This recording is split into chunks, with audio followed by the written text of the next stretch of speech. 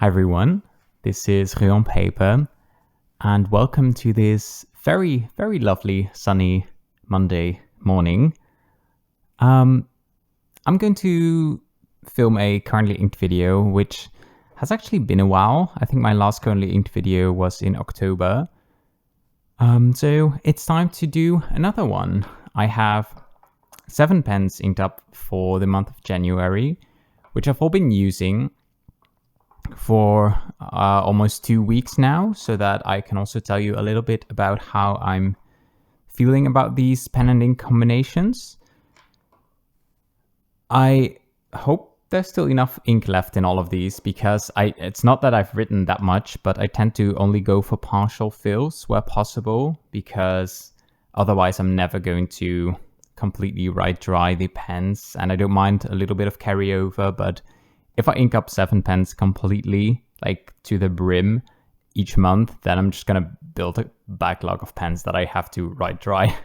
And I don't want to dump the ink because I think that's a little wasteful, except for maybe when I absolutely hate the combination. So let's get into it. Let's first talk a little bit about the theming that I went with. I wanted pens and colors that remind me of winter, kind of, a bit. It's a very broad, very loose theme, but I wanted to go for something wintry. So the first pen and ink combination is this Hongdian 960 in dark red. It has an extra fine Hongdian nib, which writes so smoothly. It's a little bit heavier, this pen. It's not heavy by any means, but it's a little on the heavier side. And I've inked this one up with Lennon Toolbar Red Beans, which was a recommendation from Lau over at Kanchan Crafts. And it is a very unique ink in my collection, and I've thoroughly enjoyed writing with this.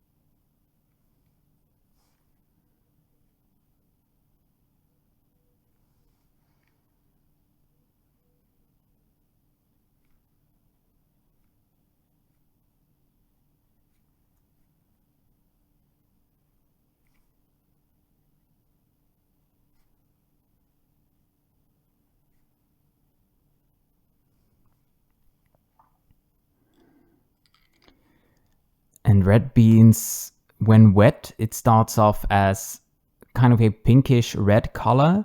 And when it dries, it loses some of its saturation, and there's also some hints of brown. But overall, it's a unsaturated, pink-leaning red color, and it is part of the Lennon Toolbar Winter collection. I think it was from 2023, maybe even 2022, not sure. But I definitely think it's a winter color, and I love it. Then we have the TWSBI Eco in Cafe Bronze, and I've inked this one up with a Lennon Toolbar ink as well. I've been on a bit of a Lennon Toolbar kick recently. This one is Coastal Village, and while I like the ink a lot, it's a little too wet for me, even in this extra fine nib. But it's still a lovely ink, lovely pen.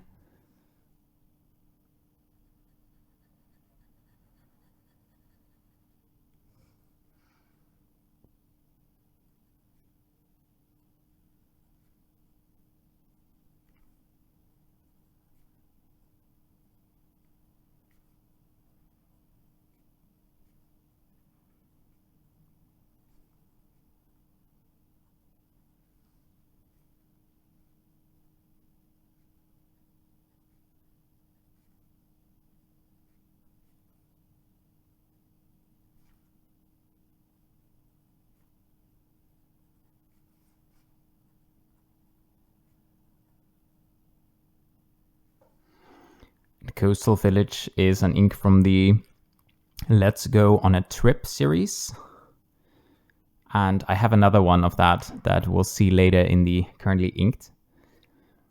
Then the next pen and ink combination is this TWSBI Eco in white.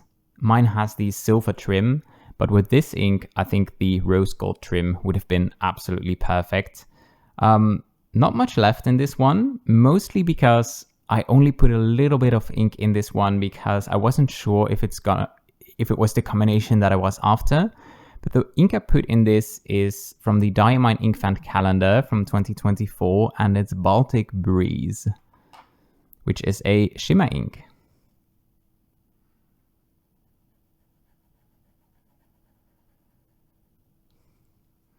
And I don't mind putting shimmer inks in my extra fine nibs, especially if they are on the wetter side, such as this pen.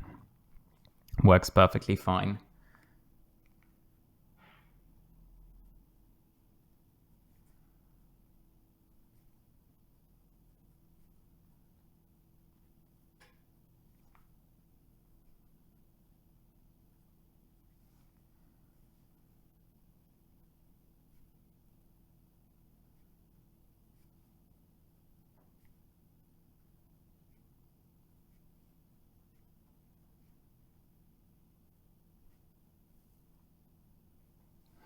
And this was actually one of my favorite inks from the Ink Fant calendar. It's a purple leaning blue, not very saturated, with a lovely warm coppery rose goldy shimmer. I don't think there's much shimmer left in the ink currently. When I started writing with the pen, there was a lot of shimmer, but I think well, there's still some visible, but it's gonna be hard to see on camera. Then we have this Jinhao 82 in, I think the color is officially called fluorescence green, which just means that there's some sparkles in the plastic.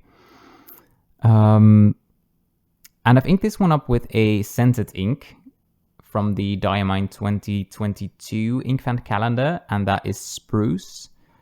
And I remember a lot of people hating Spruce, but I actually bought a full bottle of it because I love it. It smells so good. It's not the best behaved ink. I can only put this in very fine writing extra fines or it will feather and bleed through. But it's a lovely color and I just love how this one smells.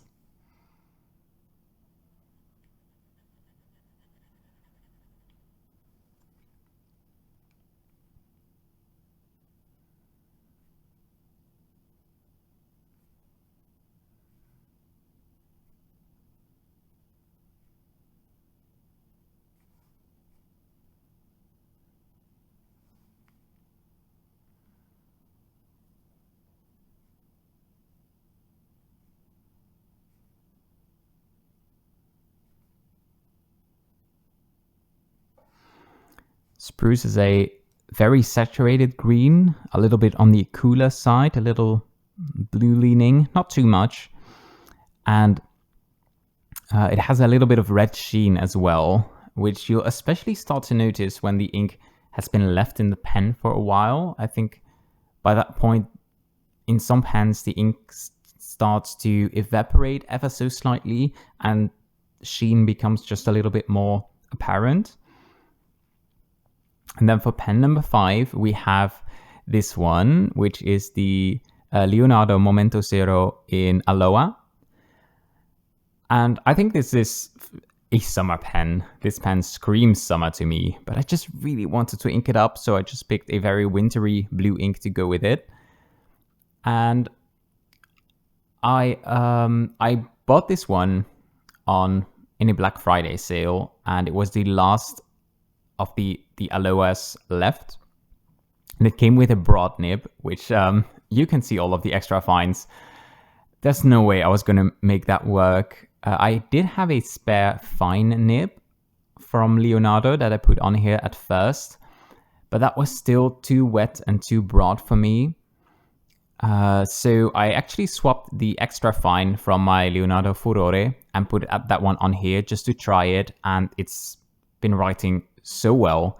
So now I'm just gonna buy a spare extra fine nib at some point, so that I can put that bomb back on my Leonardo Furore. So I've inked this one up with the other Lennon toolbar ink that I was talking about from the Let's Go on a Trip series, and this one is called Jingao. And Jingao is a sort of medium, slightly unsaturated blue. It doesn't match too well with the resin of the pen, which is something that I like to do, but it looks very nice nonetheless. It's a beautiful ink.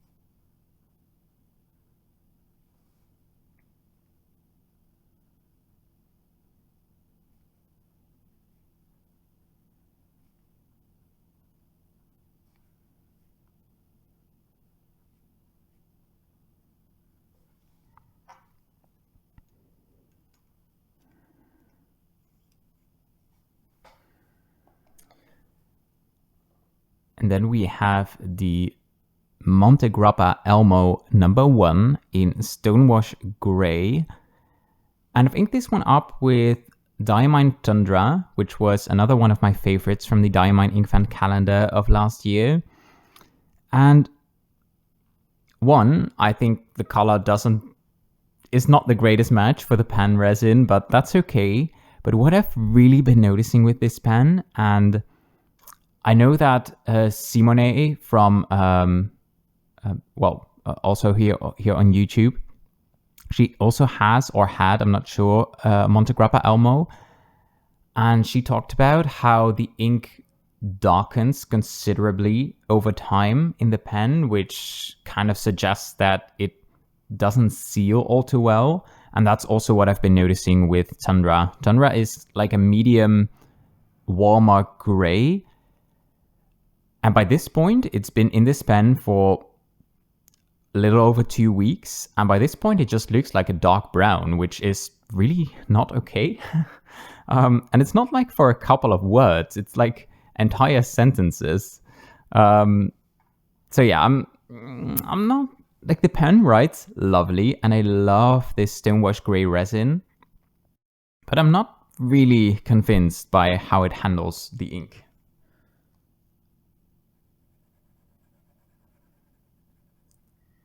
Do you see how dark that is? That is not what Tundra is supposed to look like.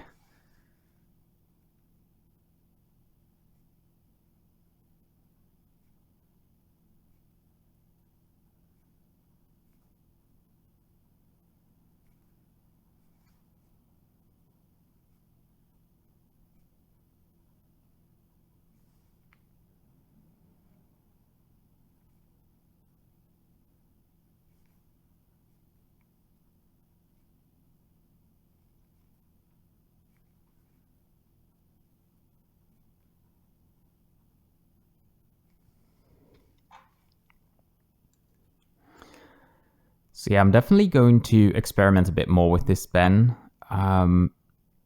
See how it handles other lighter inks, and maybe I'll just decide to ink it up with darker inks that do not darken even more.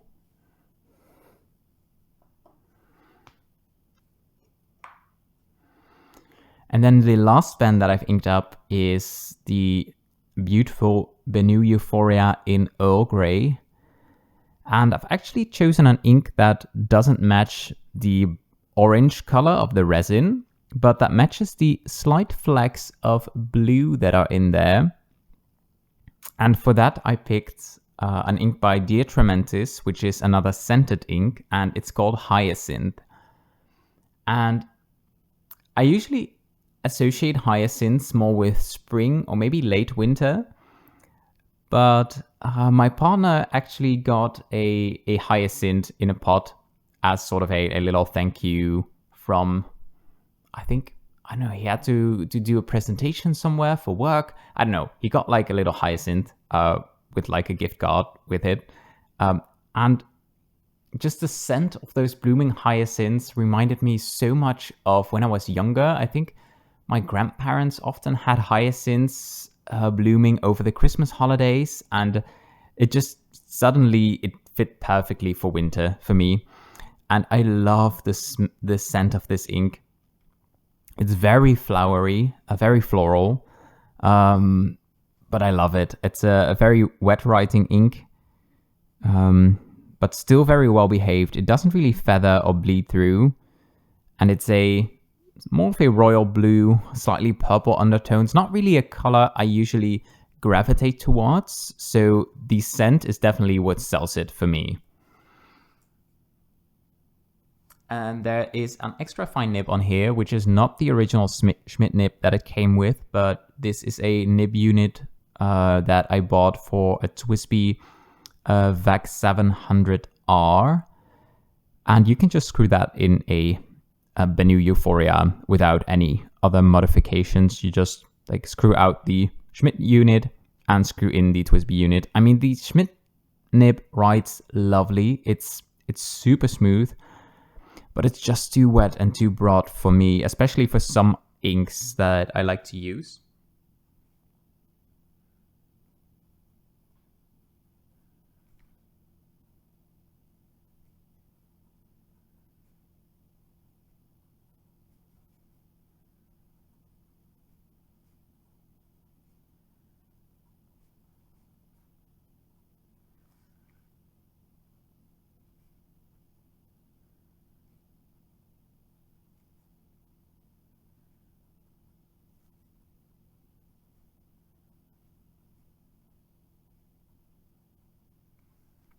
So yeah, if you like scented inks and you like the smell of hyacinths, definitely try this ink out. It's amazing.